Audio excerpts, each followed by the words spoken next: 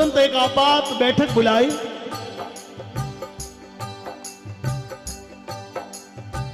और ये विचार विमर्श हुआ कि क्या करे। एक सेनापति खड़ा हुआ और कहा कि महाराणा कुछ समय के लिए यदि कूटनीति का प्रयोग करें तो। क्या कूटनीति?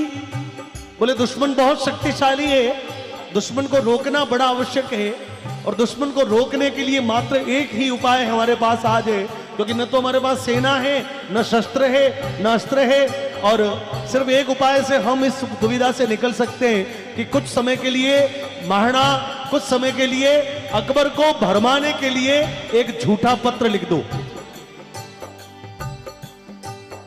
कि पत्र में क्या लिखे? कि पत्र में यह लिख दो कि मैंने तेरी अधीनता स्वीकार करती। महाराणा ने कहा कि यह कैसे हो सकता है? मैं हजारों लाखों लोगों के बलिदान पर यह कलंक कैसे लिख सकता हूं?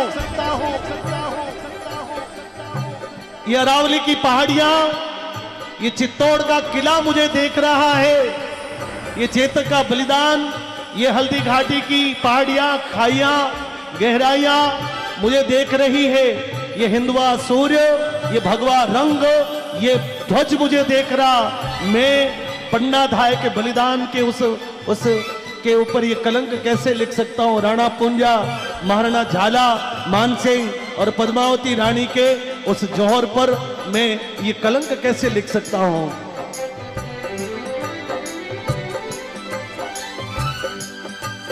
मैं छुकू किया है आण मने कुड़रा के शरिया बनारी।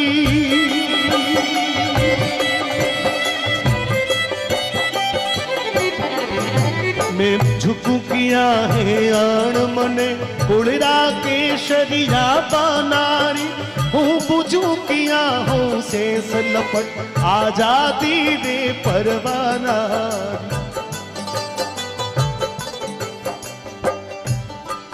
पण लिखू किया जज देखे है आडावड़ चूहियोलिया।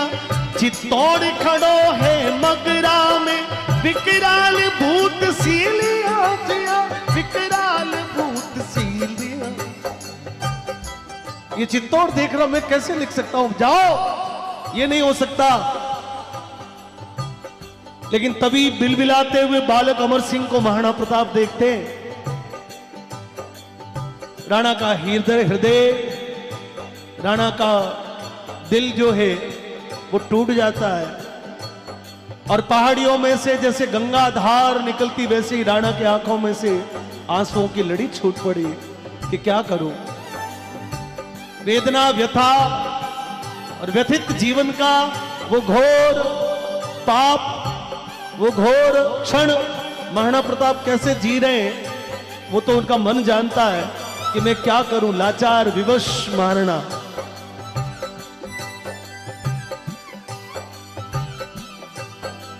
पण फिर अमररी सुन मुस्का राणा रो हिवड़ो भर आलो।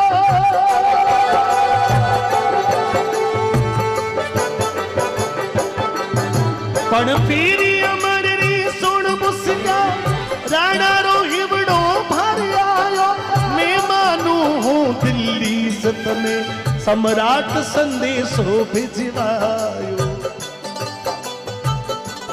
बस महाराणा प्रताप ने सिर्फ एक पंक्ति लिखी कि मैं मानता हूं तुझे, तू दिल्ली का बादशाह है।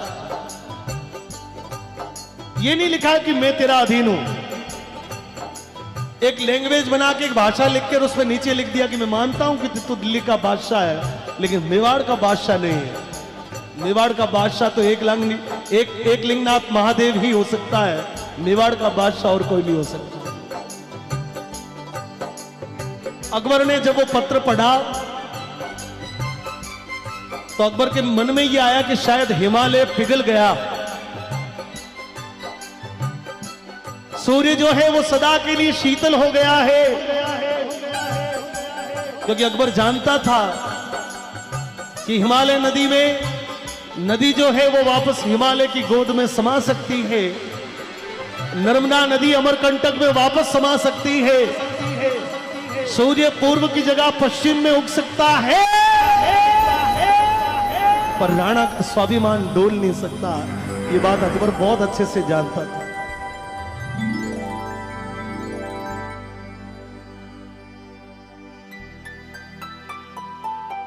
अकबर ने मन में अकबर बड़ा बेचैन हो चुका था। अकबर को नींद आनी बंद हो गई थी। अकबर जो है वो रात दिन इस ख्यालों में था कि आखिर में ये कैसे हो सकता है।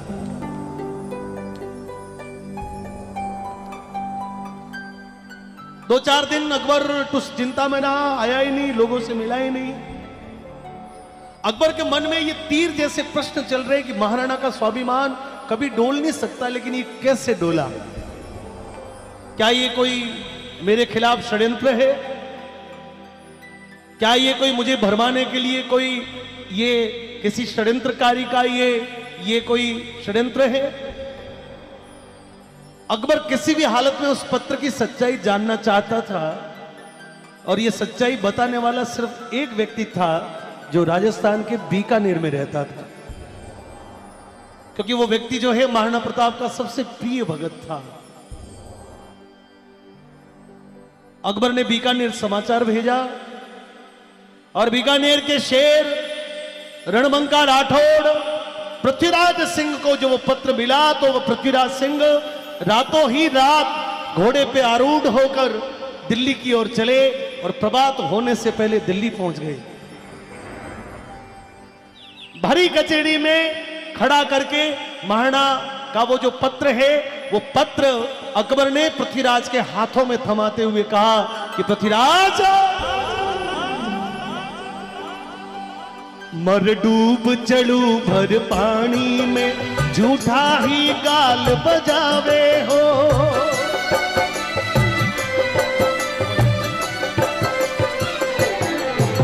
मर डूब चलू भर पानी में, झूठा ही गाल बजावे हो। प्रण टूट गयो वीराने को, तू भाट बना बिड़तावे हो। मैं आध बादशाह धरती को, मेवाड़ी पाग पगा में है। अब बता मने किण रजवट रे, रजपूती खून रगा में है। पृथ्वीराज, चिल्लू पर पानी में डूब के मर जा। जिस राणा की तू भाट बन के वृंदावली गाया करता था, वो राणा की पाप आज अकबर के पैरों में पड़ी है।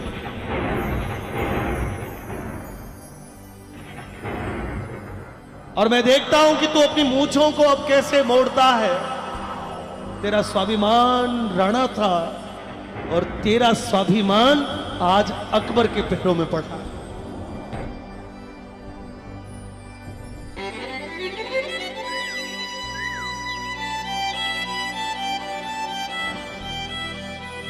जद पीथल का गदली देखी, राणारी सागे चलानी।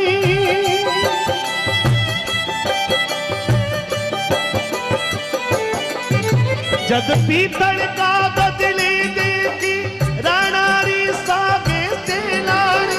नीचे से धरती खसक गई, आंखों में अभर आयो पानी।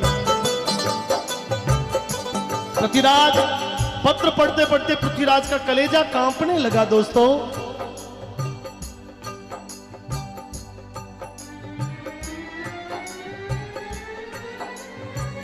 अपने मन ही मन सोच रहे हैं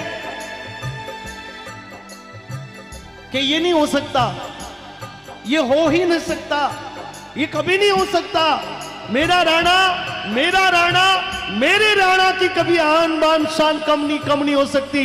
लेकिन पत्र में जो लिखा हुआ शब्द है, उसको पत्र को पढ़ते पढ़ते पृथ्वीराज सिंह की आंखों में से क्रोध आने लगा, अंदर में कलेजा कांपने लगा, और पांव जो है उसके नीचे से धीरे धीरे धरती निकलनी शुरू हो गई।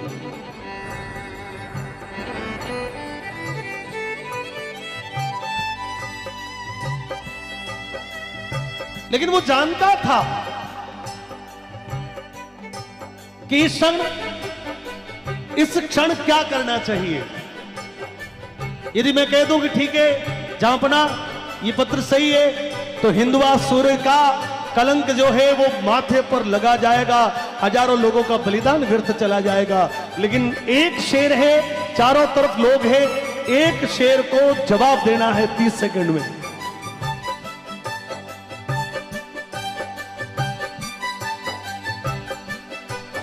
और पृथ्वीराज संभलते हुए बोले कि जहांपना क्या बात करते हो, ये नहीं हो सकता। और पण फेर कही तत्काल समझ आ बात सफा ही झूठी है।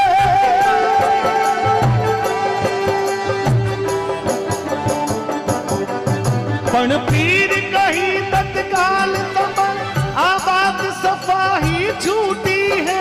राणारी पाग सदा ऊंची, राणारी आण अटूटी है।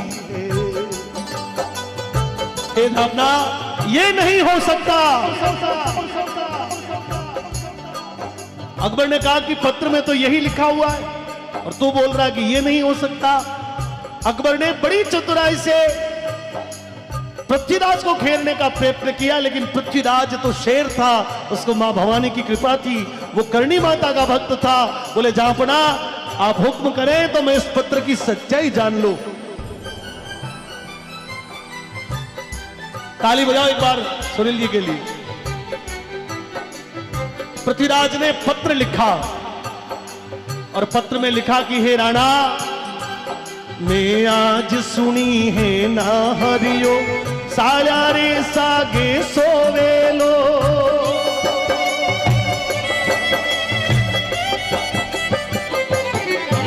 मैं आज सुनी है ना हरियो, साया रे सागे सोवेलो।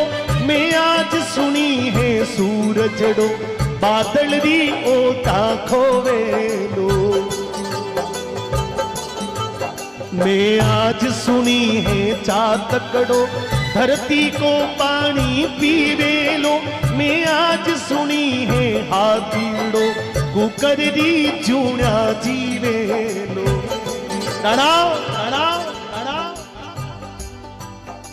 हे राणा, हे महाराणा, मैंने सुना है कि जंगल का राजा शेर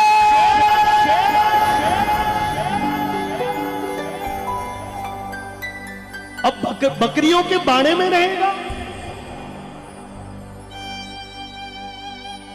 मैंने सुना है कि चमकता दमकता पूरी दुनिया को रोशन करने वाला सूर्य सदा के लिए बादलों की ओट में खो जाएगा।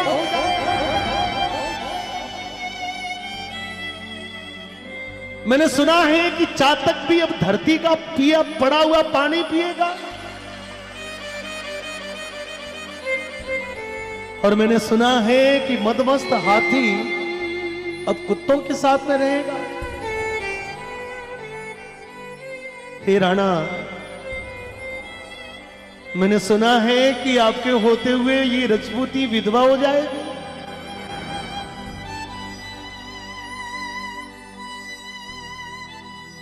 मैंने सुना है कि दुश्मन की छाती को छलनी करने वाली तलवार ये सदा के लिए म्यान में विश्राम करेगी। पृथ्वीराज ने महाराणा प्रताप को पत्र में लिख दिया,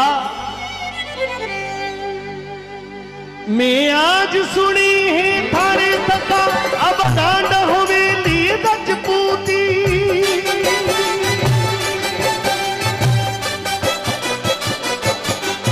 मैं आज सुनी है थारे तका, अब डांड हवेली रजपूती। मैं आज सुनी है म्याना में तलवार देवेली अब सूती।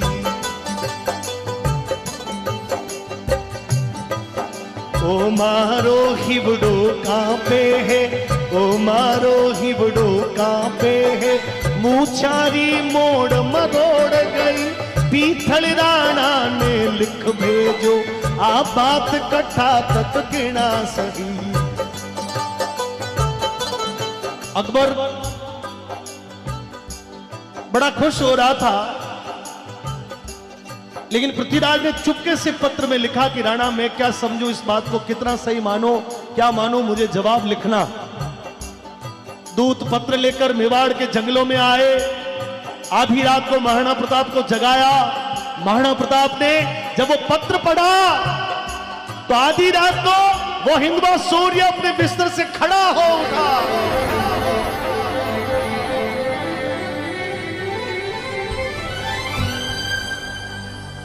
पीथलरा आखर पड़ता ही राणा री आँखां लाल हुई।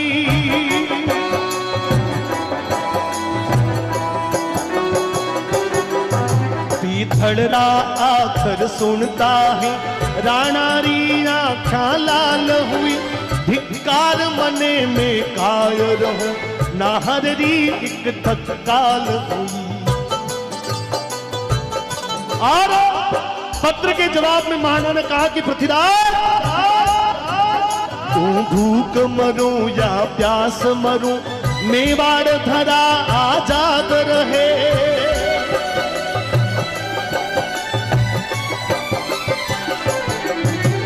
भूख मरू या प्यास मरू मेवाड़ धरा आजाद रहे। घोरी उजाड़ा में भटकूं पण मन में मारी याद रहे। हो रजपूतन रोजायो हो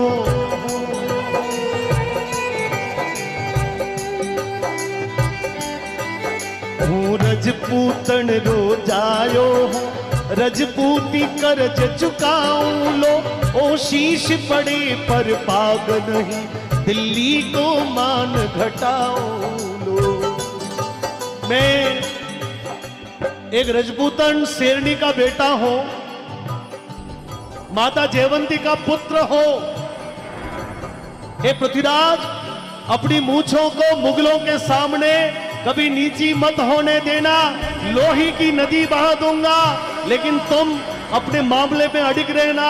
मैं खून की नदियां बहा कर वे अपने देश को रख लूंगा। और पत्र के जवाब में महाराणा ने लिखा कि पीथल काई खिमता बादल की, यानी पृथ्वीराज शेर के पंजे की मार को आज तक कोई प्राणी सहन नहीं कर सका है।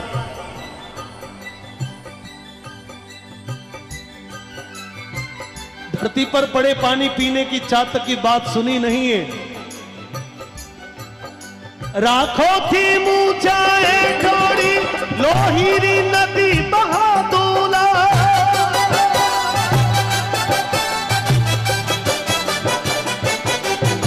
आहा था में तलवार तका उड़रान पिवीली रजपूती। न्याना रे बदले बेरारी छाती में रेवेला सूती। मेवाड़ धधक तो अंगारो आंध्या में चम चम चमके लो। कड़केरी उठती दाना पर पग पग पर खांडो खड़के लो।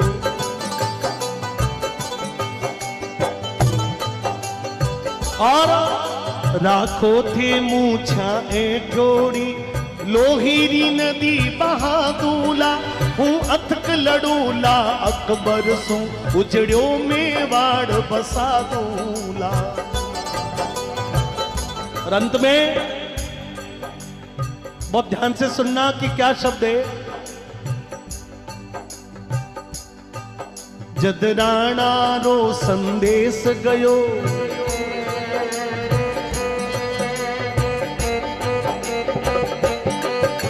जद राणा रो संदेश गयो। जद राणा रो संदेश गयो। जद राणा रो संदेश गयो। पीथलरी छाती तूणी ही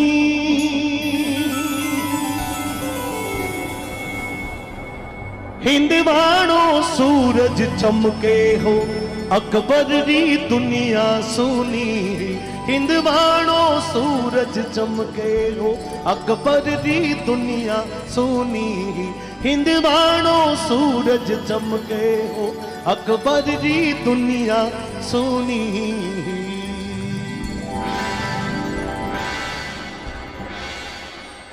ताली बजाओ तो सब लोग बजाओ। भारत माता